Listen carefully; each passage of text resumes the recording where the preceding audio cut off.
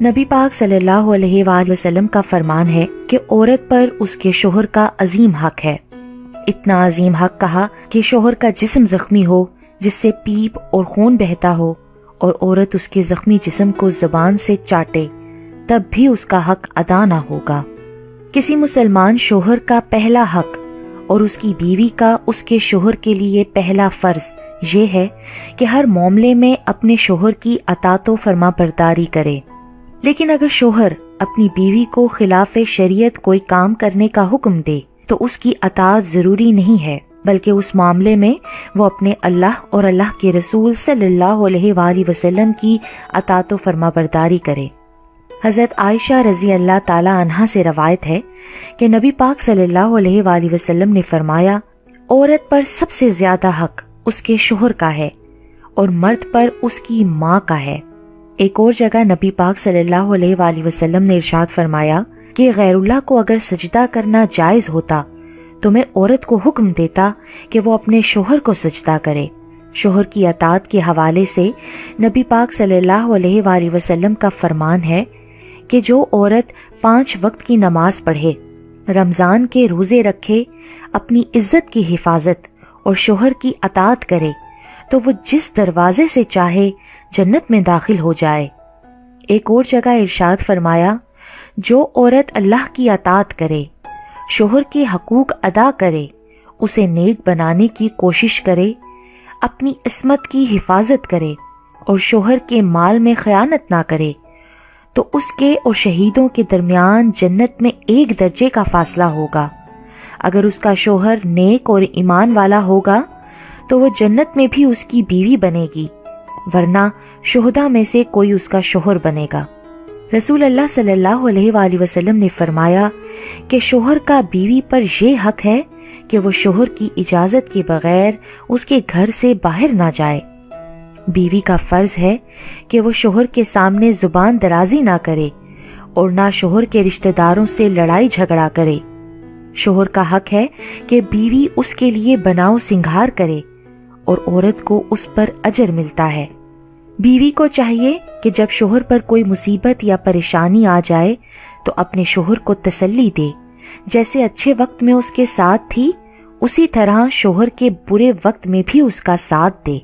بیوی کا فرض ہے کہ وہ شوہر کی عدم موجودگی میں اس کے گھر اور تمام مال و متاع کی حفاظت کرے، اس کے ساتھ اپنی اور اپنے شوہر کی عزت و آبرو اور نسبت کی بھی مکمل حفاظت کرے۔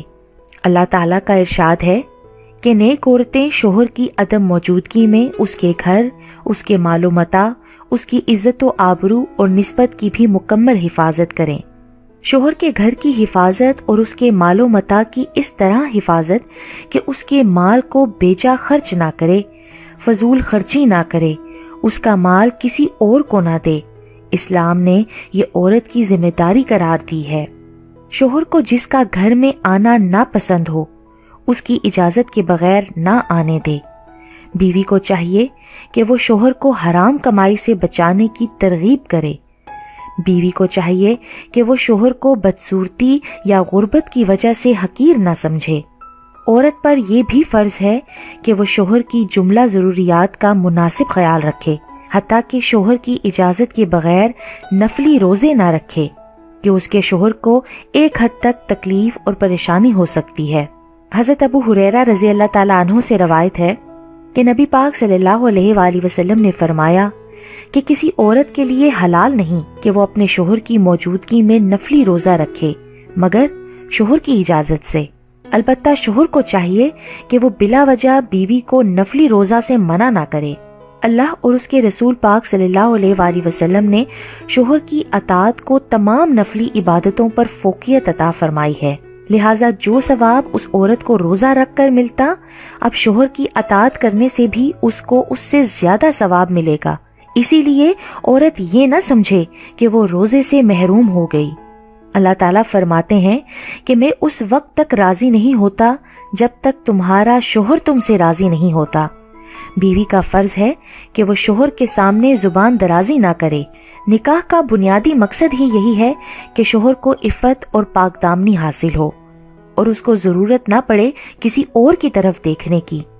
اسی وجہ سے ایک حدیث پاک میں آیا ہے کہ اگر کوئی عورت جان بوجھ کر اپنے شوہر کا بستر چھوڑ کر رات گزارے تو اس کو فرشتے لعنت کرتے ہیں یہاں تک کہ صبح ہو جائے، اور اگر اسی حالت میں اس کو موت آ جائے تو نمازی پرہیزگار ہونے کے باوجود وہ عورت سیدھا جہنم میں جائے گی۔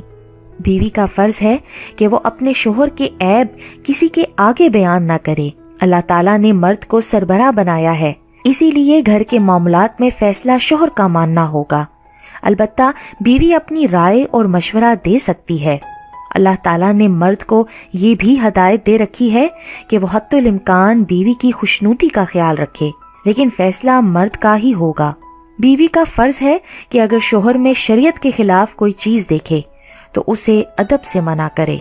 اگر بیوی یہ چاہے کہ ہر معاملے میں فیصلہ اس کا ہو اور وہ سربراہ بن جائے تو یہ فطرت کے خلاف ہے، اور اس کا نتیجہ گھر کی بربادی کے سوا اور کچھ نہیں ہوتا۔ غور کیا جائے تو اللہ تعالیٰ نے ہر معاملے میں توازن رکھا ہوا ہے۔ اگر انسان اس توازن میں خرابی پیدا کرنے کی کوشش کرتا ہے تو تباہی یقینی ہے۔